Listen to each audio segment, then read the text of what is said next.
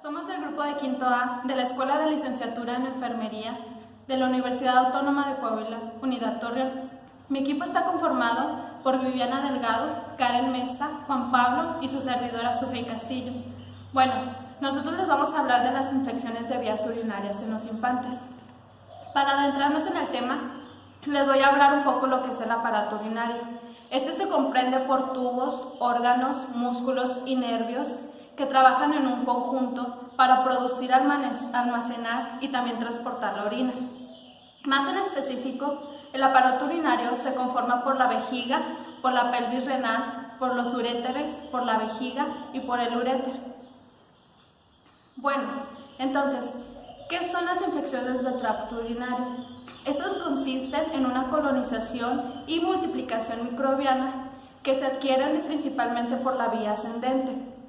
Tras la colonización, estas por gérmenes intestinales del epitelio periuretral, de la uretra o de la vesical, a la que también llamamos la cistitis. Estas pueden alcanzar desde el uréter hasta el tejido renal. También por vía hematógena o directa, dada por procedimientos invasivos en el tracto urinario, ya sea cuando colocamos una sonda o cuando tenemos algún contacto o procedimiento dentro de. Hablando sobre la epidemiología, tenemos que las infecciones del tracto urinario es una infección bacteriana potencialmente grave durante la edad pediátrica y mayor frecuente en el primer año de edad. Del 8% al 10% de las niñas y del 2 al 3% de los niños tendrán una infección del tracto urinario antes de los 7 años de edad. En los varones es más frecuente durante los primeros 3 meses de vida y es debido a la fimosis fisiológica, ya que cuentan con un ambiente húmedo que permite la mayor proliferación de bacterias y microorganismos. Y durante las niñas, esta va a empezar a incrementar durante el primer año de vida. Muy bien, ahora continuando con el tema de las infecciones del tracto urinario, tenemos la etiología.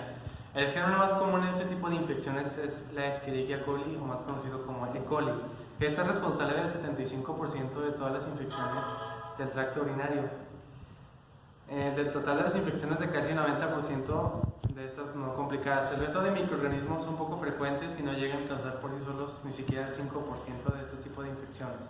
Tenemos, por ejemplo, enterobacterias como Klebsiella, Proteus, Enterobacter, Pseudomonas aeruginosa, Enterococcus. Tenemos Staphylococcus coagulase negativo, que este es frecuente en recién nacidos, y Staphylococcus saprophyticus, que es común en mujeres jóvenes y adolescentes. Las infecciones causadas por E. coli se consideran infecciones atípicas y tienen más riesgo de acompañarse de patología subyacente. Los virus que tienen un escaso papel en el tema de las infecciones del tracto urinario, aunque el adenovirus y el virus Zika son causa frecuente de cuadros de cistitis hemorrágica, sobre todo en pacientes inmunodeprimidos. En la etiopatogenia de las infecciones de vías urinarias encontramos factores de virulencia y factores del huésped. En los factores de virulencia tenemos las adhesinas pili o fimbrinas y el antígeno K. En cambio, en los factores del huésped pueden ser factores perinatales y uretrales, factores vesicales o el reflujo vesiculetral, que es cuando la orina regresa por los uretres hacia el riñón. Continuando con las causas, las infecciones urinarias pueden aparecer porque las bacterias que están alrededor del ano o de la vagina llegan hasta la vejiga o hasta los riñones. Les voy a enumerar algunas de las causas posibles de las infecciones urinarias. Una puede ser el reflujo vesiculetral. ¿En qué consiste esta? En que la afección por la que la orina fluye hacia abajo regresa a los uréteres y a los riñones. La segunda serían las enfermedades del sistema nervioso. Estas consisten en un defecto que hay en el sistema nervioso que afecta el poder vaciar la vejiga. También encontramos la fimosis en lactantes en varones, o otra causa podría ser el estreñimiento. La nefrotiasis, la mala técnica en la limpieza, es un factor muy importante para los niños que influye mucho en las infecciones urinarias. También el vestir a las prendas a las niñas con prendas muy apretadas, eso puede ser una causa muy frecuente, y dejar que los niños aguanten y retengan la orina en su vejiga. Las infecciones del tracto urinario se van a clasificar según su localización. Por ejemplo, si es alta, esta infección va a alcanzar el tracto urinario superior, que está compuesto por el uréter, el sistema colector y la paquerima renal, y va a producir una inflamación de este. A esta infección se le va a conocer como pielonefritis, que es una infección bacteriana de uno o más riñones, donde el niño o la niña va a presentar fiebre mayor a 38.5 grados y factores de inflamación elevados. Cuando la infección del tracto urinario es baja, va a comprometer la vejiga, la uretra y en el caso de los hombres la próstata. A esto se le conoce como cistitis, donde es una inflamación en la mucosa de la vejiga y esta generalmente no va a producir fiebre ni síntomas miccionales. También se clasifica de acuerdo a su episodio. Va a ser recurrente cuando va a presentar 3 o más episodios de cistitis, 2 o más episodios de pielonefritis, o puede presentar un episodio de pielonefritis junto con la cistitis en un periodo de 1 año. Reinfección es cuando una infección con diferentes gérmenes se va a presentar después de 2 semanas de tratamiento, y la recaída es cuando se persiste el mismo organismo a pesar del tratamiento antibacteriano. De acuerdo a los síntomas, es atípica, donde se va a considerar los datos de sepsis, masa abdominal, globo vesical, flujo urinario escaso y elevación de la creatinina plasmática. Bacteriuria sintomática es cuando va a tener presencia de bacterias en la orina, pero va a tener una ausencia de signos y síntomas. Y la bacteriuria sintomática es cuando no hay recuento significativo de las bacterias en la orina, pero sí va a presentar una sintomatología. Algunos de los signos y síntomas se van a dividir dependiendo del grupo de edad en que se encuentre el niño. Por ejemplo, tenemos a los lactantes, que son los menores de 3 meses. Los síntomas más frecuentes que presentan vienen siendo fiebre, vómitos, letargia e irritabilidad. En cambio, los menos frecuentes, pues pérdida de apetito, dolor abdominal, ictericia o orina maloliente. El resto de los niños preverbales, la más frecuente es fiebre. En cambio, las menos frecuentes vendría siendo también dolor abdominal, vómitos, pérdida de apetito, letargia, irritabilidad y orina maloliente. Y el resto de los niños verbales, las más frecuentes es la frecuencia de la disuria, y los menos frecuentes son la micción disfuncional, cambios en la incontinencia, dolor abdominal, fiebre, malestar, vómitos y orina maloliente y turbia. Aquí lo que vemos es en que en lactantes y niños preverbales la fiebre predomina. En cambio, los niños verbales, la fiebre no es un síntoma que predomina en ellos. Ahora, continuando con el tema de las infecciones del tracto urinario, tenemos lo que es el diagnóstico. La prueba definitiva para diagnosticar las infecciones del tracto urinario es el urocultivo. Tenemos las tiras reactivas, que cuando dan positivo a los nitritos hay una infección del tracto urinario bastante probable, que se procederá con el tratamiento de antibióticos. Si este da negativo, se excluirá la aparición de infecciones del tracto urinario, o dependiendo del médico se hará un tratamiento de antibiótico o algún otro tipo de tratamiento. El urocultivo es especialmente necesario en pacientes que todavía no han alcanzado la control de la micción, que deberían ser pacientes adultos mayores o pacientes de menores. Pacientes con riesgo de enfermedad aguda y discordancia entre clínica y los hallazgos en análisis de orina, porque ya que es un método de diagnóstico bastante rápido. Ahora, tenemos el diagnóstico de la localización de la infección. La localización de la infección urinaria en el niño puede tener implicaciones terapéuticas y pronósticas, ya que solo las infecciones altas conllevan riesgo de daño renal permanente. Ahora, tenemos varios tipos de métodos de recogida de la orina. Tenemos el chorro miccional limpio, que este consiste en simplemente que micciona y se recoge la orina. Tenemos la bolsa adhesiva, tenemos el cateterismo vesical y la punción suprapúbica. Las ventajas de este tipo de métodos, por ejemplo el chorro miccional limpio, es que es un método aceptable en las indicaciones de validez diagnóstica, no es invasivo y además es sencillo.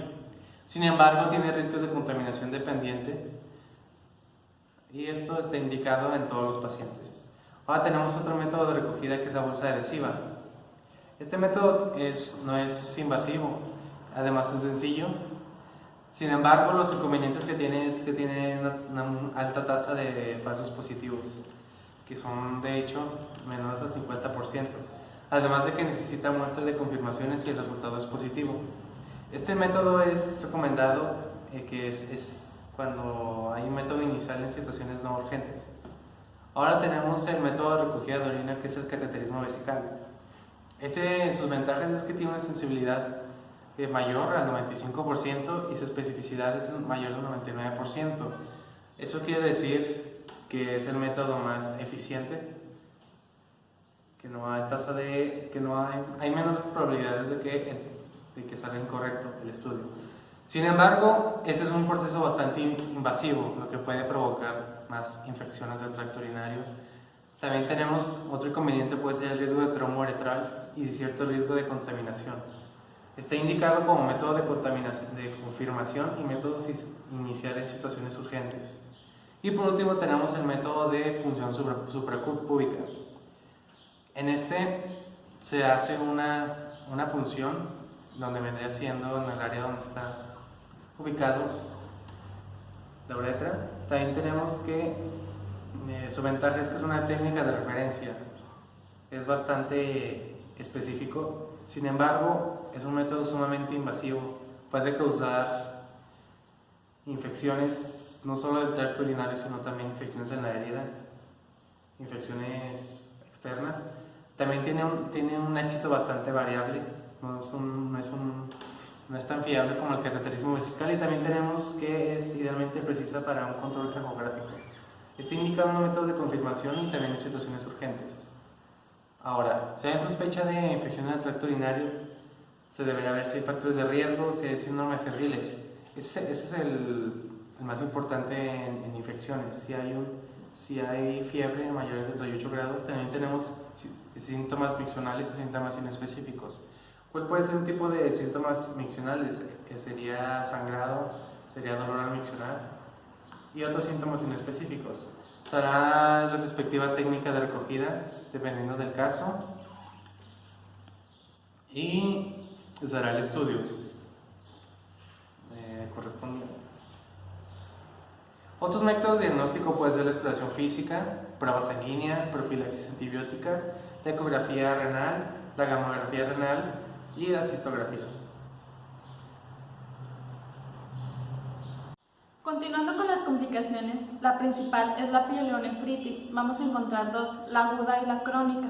¿Pero qué es la pielonefritis? Es la infección del riñón y de la pelvis renal, o también llamada infección urinaria alta. Bueno, en la aguda vamos a encontrar que los macrófagos purulentos, corticales y medulares pueden extenderse y generar lo que son los abscesos perirrenales. En estos se asocia más a la obstrucción que es de la vía urinaria. En la crónica vamos a encontrar que esta es causada en el ascenso de microorganismos. Esta es un poquito más difícil y tenemos que ponerle mucha atención y tratarla mejor. ¿Por qué? Porque si no es tratada o si no son tratados lo que son los abscesos perirrenales, nos van a llevar a cálculos renales. ¿Qué pasa? Que a los microorganismos les gusta almacenarse en lo que es alrededor de los cálculos renales y esto hace más difícil poderlos eliminar con antibióticos.